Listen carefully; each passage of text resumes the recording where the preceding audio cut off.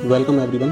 आज के morning news session में आपका स्वागत है। मैं विपिन शर्मा लेकर प्रस्तुत हूं आज के समाचार पत्रों में प्रकाशित मुख्य मुख्य खबरें जो रोजगार और शिक्षा से जुड़ी हुई हैं। तो पहली खबर है, अब पीसीएस प्री का परिणाम जल्द घोषित होने के आसार। पीसीएस 2024 की चयन प्रक्रिया अगस्त के अंत तक पूरी करने की तैयारी है। उत्तर प्रदेश लोक सेवा आयोग यूपी पीएससी इस माह के अंत या फरवरी की शुरुआत में पीसीएस प्रारंभिक 2024 का परिणाम जारी कर सकता है। वहीं आयोग ने अगस्त के अंत या सितंबर के शुरू में पीसीएस के 220 पदों पर चयन प्रक्रिया पूरी करने की तैयारी की है। यूपीपीएससी ने पीसीएस प्रारंभिक परीक्षा 2023 का परिणाम परीक्षा के 44वें दिन घोषित कर दिया था। सूत्रों का कहना है कि आयोग ने इस बार भी परिणाम 1.5 माह में घोषित करने की तैयारी की है। कॉपियों का मूल्यांकन चल रहा है और अगर कोई अड़चन नहीं आती है तो इस माह के अंत या फरवरी की शुरुआत में पीसीएस प्रारंभिक परीक्षा 2024 का जो परिणाम है वो घोषित कर दिया जाएगा।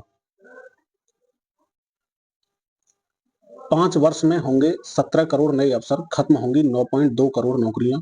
डिजिटल क्रांति के दखल का सबसे अधिक असर, वर्ष 2030 तक विश्व स्तर पर प्रभावित होंगी 22% नौकरियां। कुशल और सक्षम कार्यबल के संकट से दुनिया के तमाम देश जूझ रहे हैं और इस बीच रोजगार का बाजार नई करवट लेने को तैयार है।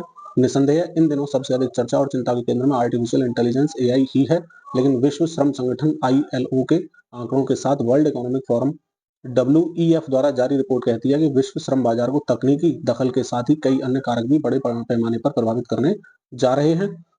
इस रिपोर्ट में अनुमान जताया गया है कि वर्ष 2025 से 2030 यानी अगले 5 वर्ष में विश्व में वर्तमान नौकरियों के दृष्टिकोण से कुल 22% नौकरियां जो प्रभावित होंगी। इनमें 17 करोड़ नए अवसर होंगे, जबकि 9.2 करोड़ जो नौकरियां हैं उनके खत्म होने का भी आकलन है।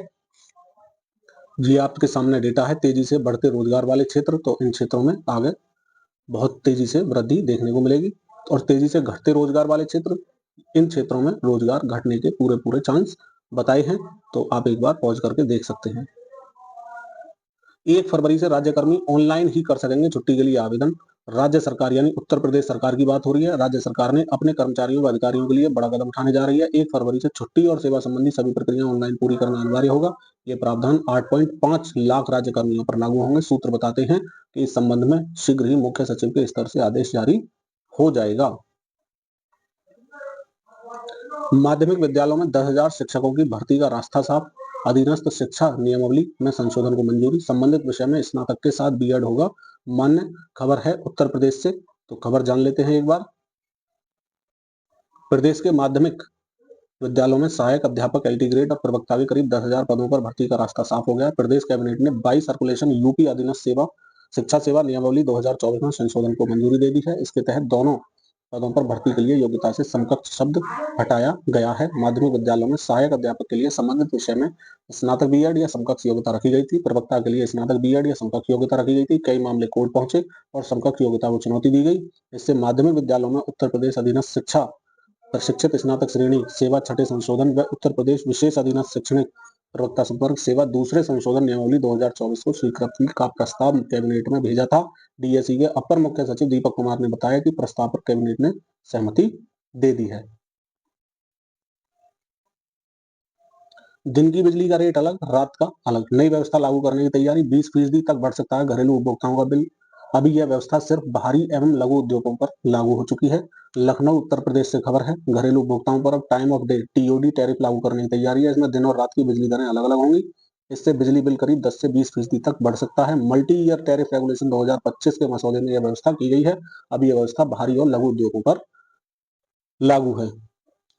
2 साल पहले भी हुआ था इसका प्रस्ताव, लेकिन उस टाइम स्थगित हो गया था। रात में खर्च ज्यादा तो बिजली भी अधिक।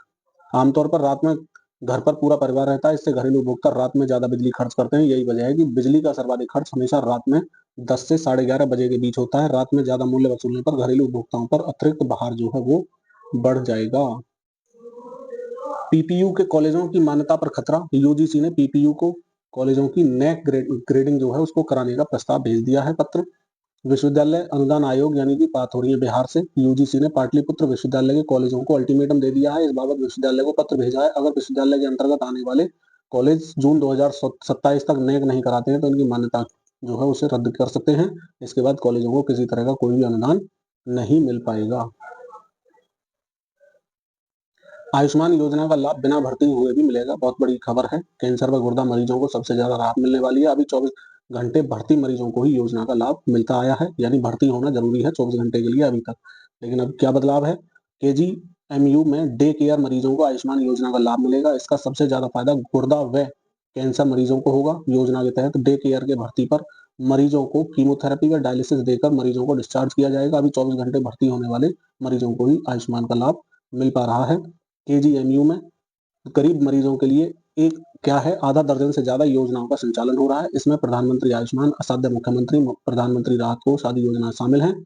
सबसे ज्यादा आयुष्मान मरीजों को इलाज मुहैया कराया जा रहा है। इसके तहत लाभार्थी को साल भर में 5 लाख रुपए तक मुफ्त इलाज की सुविधा मिलती है। अधिक से अधिक पात्र मरीजों को आयुष्मान का लाभ मिल सके, इसके लिए केजीएमयू प्रशासन लगातार प्रयास कर रहा है।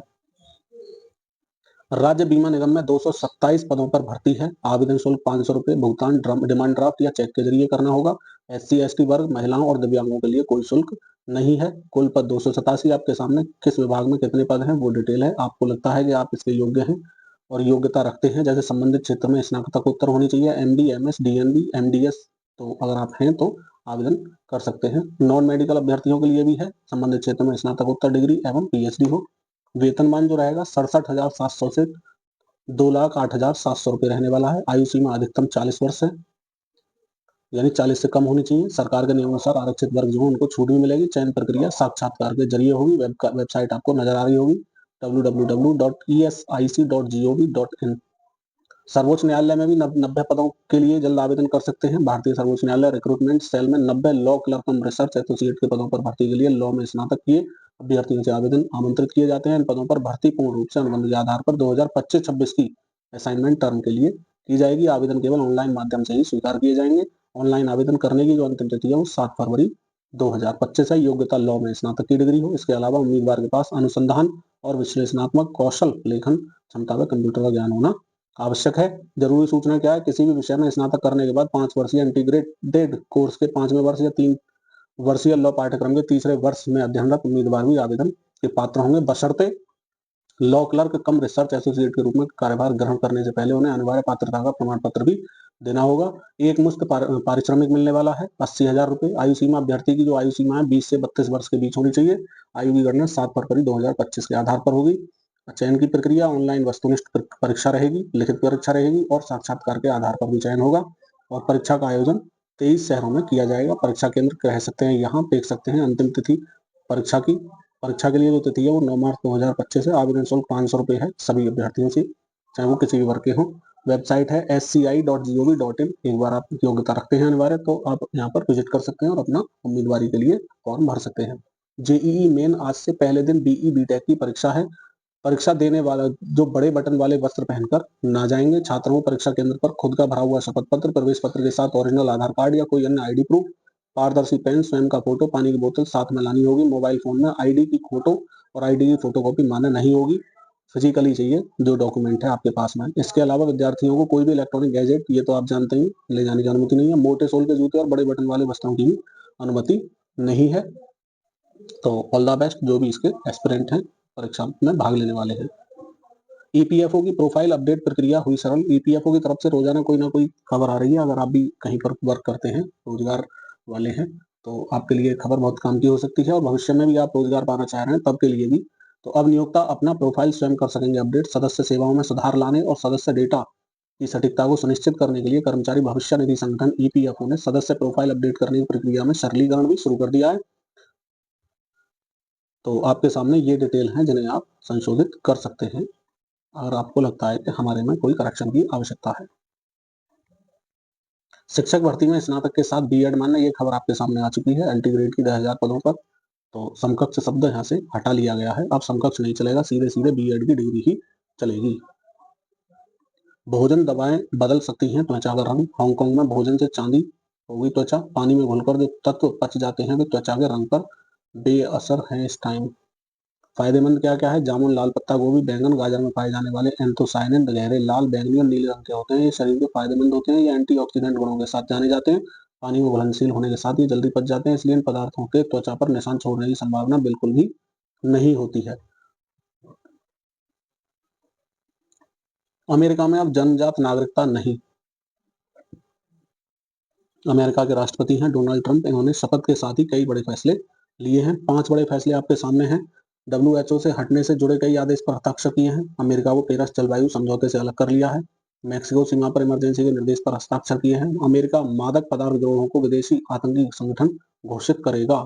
अमेरिका में 2 जेंडर होंगे, पुरुष और महिला, तीसरे जेंडर को कोई अनुमति नहीं है। इसी के साथ आज का मॉर्निंग सेशन यही समाप्त होता है। मैं विपिन शर्मा आपसे विदा लेने से पहले आग्रह करूंगा, अगर आपको हमारा ये सेशन पसंद आ रहा है तो वीडियो को लाइक कर दें, चैनल को सब्सक्राइब कर लें, जिससे कि रोजाना की जो मॉर्निंग की अपडेट है आप तक पहुंचती रहें और आप इससे लाभान्वित होते रहें। इसी के साथ जय हिंद, जय भारत, वंदे मातरम।